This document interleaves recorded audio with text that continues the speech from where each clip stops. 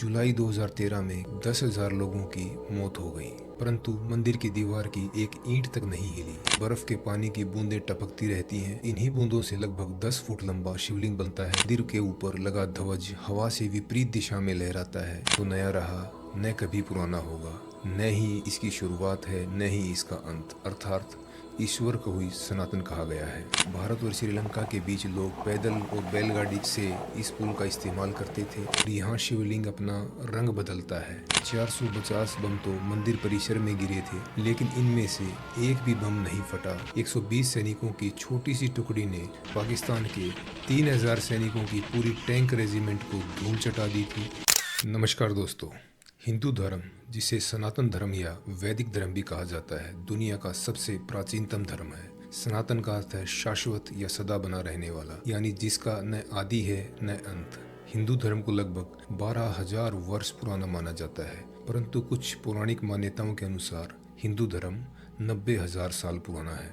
दोस्तों, भगवत गीता में भी सनातन धर्म का जिक्र मिलता है। गीता में श्री कृष्ण कहते हैं, हे अर्जुन, जो छेदा नहीं जाता, जो जलाया नहीं जाता, जो सूखता नहीं, जो गीला नहीं होता, जो स्थान नहीं बदलता, ऐसे रहस्यमयी गुण तो केवल परमात्मा में ही होते हैं। जो सत्ता इन देवीय गुणों से परिपूर्ण हो वही सनातन कहलाने योग्य है। इस श्लोक के माध्यम से भगवान श्री कृष्ण कहते हैं कि जो कभी न तो नया रहा न कभी पुराना होगा, न ही इसकी शुरुआत है न ही इसका अंत, अर्थात ईश्वर को ही सनातन कहा गया है। दोस्तों, इसकी पुष्टि इस तथ्य से भी हो जाती है कि दुनिया में सनातन धर्म ही एकमात्र ऐसा धर्म है जिसके संस्थापक का नाम किसी भी किताब या ग्रंथ में नहीं मिलता है, जबकि अन्य सभी धर्मों के संस्थापकों के नाम उपलब्ध हैं। इसका अर्थ है सनातन धर्म की स्थापना खुद ईश्वर के द्वारा की गई है।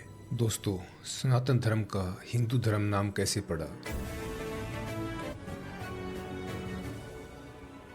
इसके बारे में भी इतिहासकारों के विभिन्न मत हैं।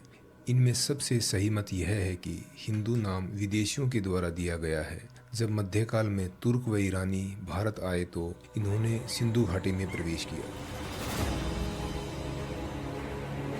उनकी भाषा में श शब्द न होने के कारण वो सिंधु कहने में असमर्थ थे, इसलिए उन्होंने सिंधु शब्द के स्थान पर हिंदू कहना शुरू कर दिया। इस तरह से सिंधु का नाम हिंदू हो गया और सिंधु घाटी में रहने वाले लोगों को हिंदू कहा जाने लगा और हिंदुओं के देश का नाम हिंदुस्तान पड़ गया। दोस्तों, हमारा हिंदू धर्म और इसके प्राचीन ग्रंथ अनेकों चमत्कारों से भरे हुए हैं, जिनको देखकर बड़े बड़े साइंटिस्ट भी हैरान हो जाते हैं कि हजारों वर्षों पूर्व हमारे ऋषि मुनियों ने ऐसे चमत्कार कैसे किए जो कि आज के आधुनिक साइंस के युग में भी संभव नहीं है। दोस्तों, हिंदू धर्म के ऐसे ही कुछ चमत्कार जिनका जवाब किसी भी साइंटिस्ट के पास नहीं है को इस वीडियो के माध्यम से आप सभी से शेयर कर रहे हैं। दोस्तों, हमारे हजारों साल पुराने ग्रंथों में ओम शब्द का जिक्र मिलता है। ऐसा माना जाता है कि ओम या ओंकार ईश्वर के मुख से निकलने वाला पहला शब्द है जो स्वयंभू है, अर्थात हर शब्द इसी शब्द से बना है। हर साउंड में ओम शब्द होता है। ओम की साउंड को पूरे ब्रह्मांड की साउंड भी माना जाता है। यह एक पवित्र साउंड और अनंत शक्ति का प्रतीक है। ओम को दुनिया के सभी मंत्रों का सार भी कहा गया है। हर मंत्र से पहले ओम शब्द का प्रयोग किया जाता है, जिससे उस मंत्र से मिलने वाला फल कई गुना बढ़ जाता है और बिना ओम के बोला गया मंत्र व्यर्थ होता है। ओम शब्द 3 अक्षरों से मिलकर बना है, ए, उ और मैं। ए का अर्थ होता है उत्पन्न होना, उ का अर्थ होता है उठना यानी विकास, और मैं का अर्थ होता है मौन हो जाना यानी कि ब्रह्मलीन हो जाना। ओम की साउंड से पैदा होने वाली आवृत्ति एक कंपन के रूप में हमारे चारों ओर एनर्जी का एक घेरा बना लेती है। ओम के उच्चारण से मन से चिंता और तनाव कम होता है और वातावरण में पॉजिटिव एनर्जी का प्रसार होता है। दोस्तों, अमेरिका की स्पेस रिसर्च एजेंसी नासा ने सूर्य की साउंड रिकॉर्ड की है और जुलाई 2018 में इस साउंड को जारी किया है। हमारे कानों के सुनने की क्षमता 20 हर्ट्ज से लेकर 20,000 हर्ट्ज तक ही होती है और सूर्य से रिकॉर्ड की गई साउंड की फ्रीक्वेंसी काफ़ी ज़्यादा होती है। इसलिए नासा के वैज्ञानिकों ने उसे कंप्रेस करके सुना तो वे बड़े सरप्राइज थे। यह साउंड भारतीय शब्द ओम था। नासा के वैज्ञानिकों को यह समझ नहीं आया कि भारतीय ऋषियों ने हजारों साल पहले सूर्य की साउंड को कैसे सुना, जबकि इस साउंड की फ्रीक्वेंसी हमारे कानों की सुनने की क्षमता से कई गुना ज़्यादा है। दोस्तों, अब हम सुनते हैं नासा के द्वारा रिकॉर्ड की गई सूर्य की साउंड को।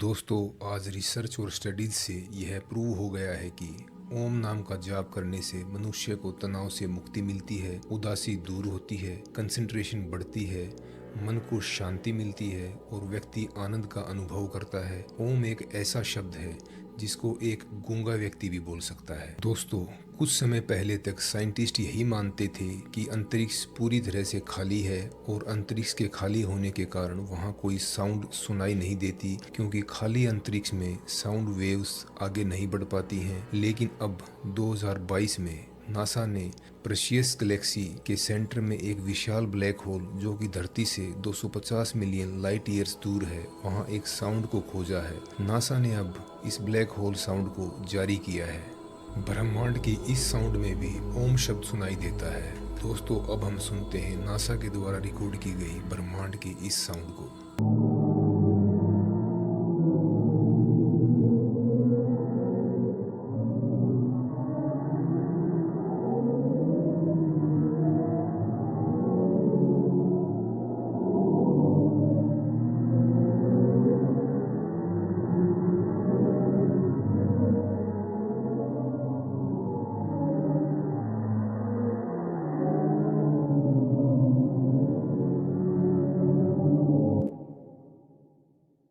दोस्तों, कितने आश्चर्य की बात है कि धरती से 250 मिलियन लाइट ईयर्स दूर की साउंड को हमारे ऋषि मुनियों ने कैसे सुना होगा। जो साउंड साइंटिस्ट आज इतनी एडवांस टेक्नोलॉजी की मदद से सुन पा रहे हैं, वो साउंड हमारे ऋषियों ने हजारों साल पहले सुन ली थी और हमारे ग्रंथों में लिखा कि ब्रह्मांड की मूल ध्वनि ओम है।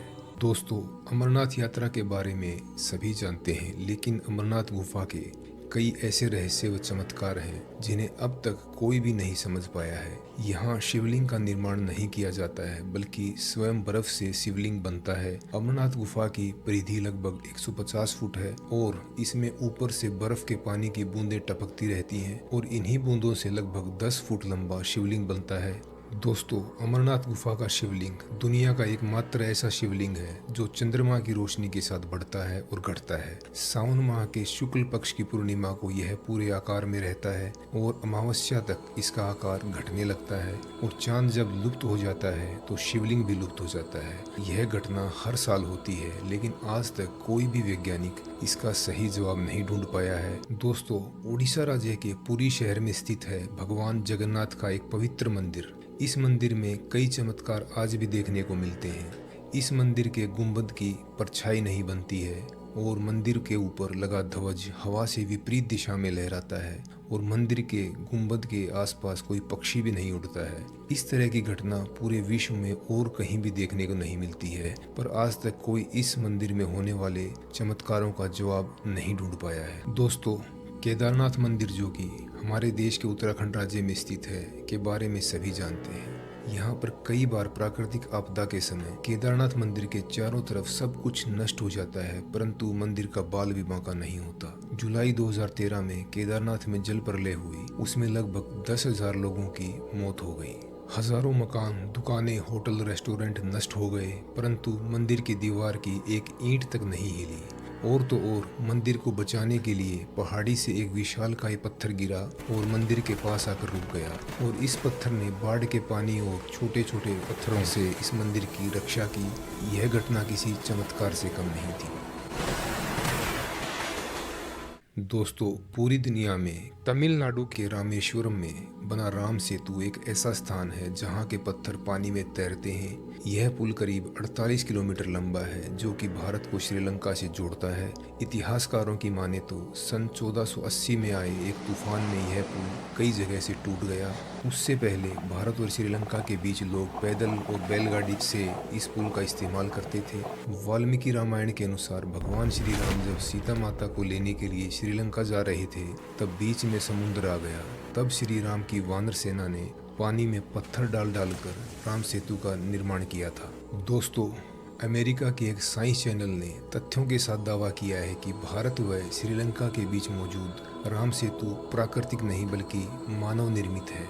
अमेरिका के वैज्ञानिकों को इस बात के प्रमाण मिले हैं कि राम सेतु करीब 7000 साल पुराना है। नासा के द्वारा अंतरिक्ष से लिए चित्र में भी राम सेतु दिखाई देता है।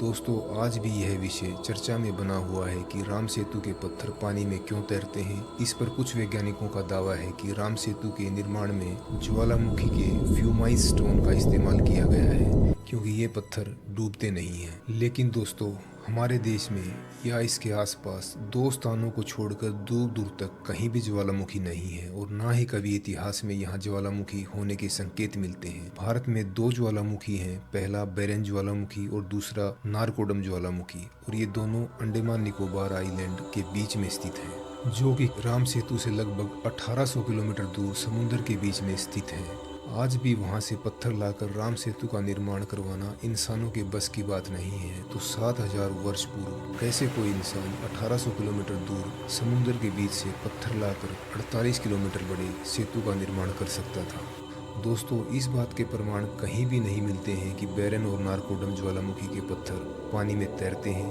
तो वैज्ञानिकों का यह दावा कि राम सेतु का निर्माण ज्वालामुखी के पत्थर से हुआ है, सही नहीं लगता। तो राम सेतु के निर्माण में तैरने वाले पत्थर कहाँ से आए, यह आज तक एक रहस्य बना हुआ है और किसी भी चमत्कार से कम नहीं है। दोस्तों, पूरी दुनिया में गंगा ही एकमात्र ऐसी नदी है जिसका जल कभी खराब नहीं होता।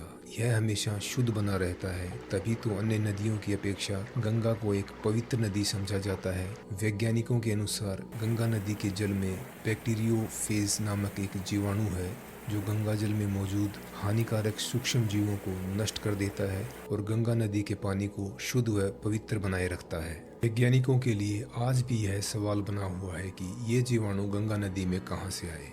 गंगा नदी के साथ और भी नदियां बहती हैं, परंतु उनका पानी इतना साफ व शुद्ध क्यों नहीं है।